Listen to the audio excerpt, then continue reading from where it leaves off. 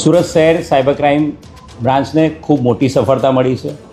તારીખ 13 જુલાઈ 2026ના રોજ સાંજે 6:13:19 ડિસ્ટ્રિક્ટ કોર્ટના ઓફિશિયલ ઈમેલ આઈડી ઉપર એક ઈમેલ આવેલો હતો, જે ઈમેલમાં 6 શબ્દોમાં કોર્ટમાં 5000 કિલો RDX બોમ્બ, કોર્ટમાં 5000 kg RDX બોમ્બ એવો ઈમેલ મળ્યો હતો.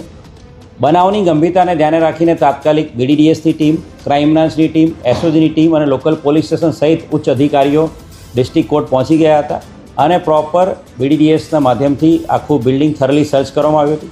સાથે સાથે સાયબર ક્રાઇમના DCP અને એમની ચુનિંદા અધિકારીની ટીમ પણ ત્યાં પહોંચી હતી અને ઈમેલ બાબતે તમામ ડિટેલ્સ જે ડિસ્ટ્રિક્ટ કોર્ટના જે ઈમેલ આઈડી પર જે ઈમેલ આવ્યો હતો એની તમામ ડિટેલ્સ મેળવવામાં આવી હતી.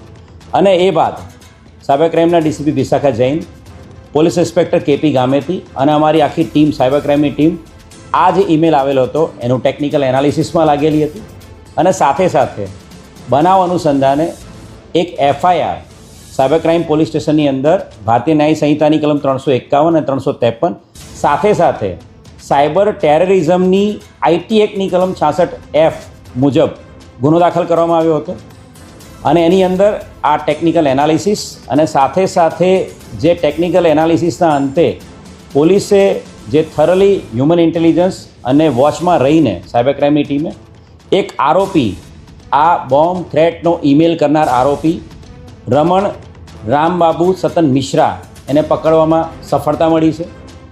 રમણ રામબાબુ સતન મિશ્રા છેલ્લા 10 વર્ષથી સુરતમાં રહે છે. એ મુખ્ય બિહારનો વતની છે, બિહારના દરભંગા જિલ્લાનો વતની છે. રમણ છે એ મેરિડ છે, એની પત્ની અને એની 2 બાળકો એની સાથે છે. એ એના મોટા ભાઈ સાથે અહીંયા છેલ્લા 10 વર્ષથી રહે છે ને હીરાના અલગ અલગ પ્લેસીસ ઉપર હીરાના કારખાનાઓમાં મજૂરી કામ કરે છે. છેલ્લા 3 મહિનાથી એની પત્ની એની સાથે અહીંયા રહેવા આવી હતી 2 બાળકો સાથે બિહારથી, અને ત્યારથી ઘણા લાંબા સમયથી એ નોકરીએ હીરાના કામમાં મજૂરી કામ પર જતો નહોતો અને ઘરે બેસીને મોબાઈલ મારફતે એ YouTube અને Instagram પર રીલ્સ જોતો હતો. YouTube ઉપર જે ફ્રી વિડીયોઝ, ખાનસર જે એજ્યુકેશન ઇન્સ્ટિટ્યૂટ છે એના જે ફ્રી વિડીયોઝ છે એ વિડીયો મારફતે ઈમેલ, એ બધા ક્લાસીસ જે એના જે લેક્ચર્સ છે એ બધા જોતો હતો, જેના આધારે ઈમેલ યુઝ કરવાનું, સાથે સાથે આર્ટિફિશિયલ ઇન્ટેલિજન્સ પ્લેટફોર્મ કઈ રીતે યુઝ કરવું એ બધું જોતો હતો. અને ઇન્સ્ટાગ્રામની રીલો ઉપર જે અલગ અલગ જગ્યા ઉપર જે બોમ્બ થ્રેટના ઈમેલ્સ જે અલગ અલગ જગ્યા પર ગુજરાત રાજ્યમાં અને અન્ય રાજ્યોમાં જે આવેલા છે એની ઇન્સ્ટાગ્રામ રીલ્સે જોતો હતો. અને એનાથી પ્રેરાઈને એણે આ એક ઈમેલ પોતાના જ જે બિલ્ડિંગમાં રહેતા એક અન્ય વ્યક્તિ, એનો ફોન એણે વાપરવા લીધો હતો અને બિલ્ડિંગના ટેરેસ પર, કતાર ગામનું જે બિલ્ડિંગ છે કૃષ્ણકુંજ બિલ્ડિંગ, એના ટેરેસ પર જઈને પોતાના બિલ્ડિંગમાં રહેતા અન્ય વ્યક્તિ પાસેથી આ ફોન લઈને એણે એક આ ઈમેલ કર્યો હતો.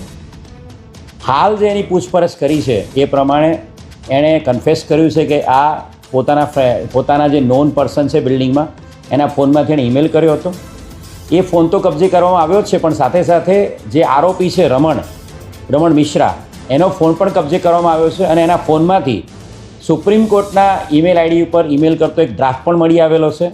અને જેની અંદર એની પ્રાથમિક પૂછપરછમાં જે રીતે એણે ડિસ્ટ્રિક્ટ કોર્ટમાં બોમ્બની ધમકીનો જે ઈમેલ કર્યો હતો એ પ્રકારનો સુપ્રીમ કોર્ટમાં ઈમેલ કરવાની પણ એની તૈયારી હતી. એ જે સુપ્રીમ કોર્ટને જેણે ઈમેલ કરેલો હતો એની અંદર જે ડ્રાફ્ટ તૈયાર કર્યો હતો એમાં એક લાઈન એણે અંગ્રેજ હમારે કન્ટ્રી કો બરબાદ કરકે ગયે, અને ત્યારબાદ એની જે પૂછપરછમાં એવું કહે છે કે હું આ જ પ્રકારનો ઈમેલ કે ભાઈ અહીંયા RDX બોમ્બ મૂકેલો છે સુપ્રીમ કોર્ટમાં, એ પ્રકારનો ઈમેલ કરવાનો હતો. ખૂબ મોટી સફળતા બોમ્બ થ્રેટના આ જે ઈમેલ જે થયો હતો ડિસ્ટ્રિક્ટ કોર્ટ એને ડિટેક્ટ કરવામાં સુરત શહેર સાયબર ક્રાઇમ બ્રાન્ચને મળી છે.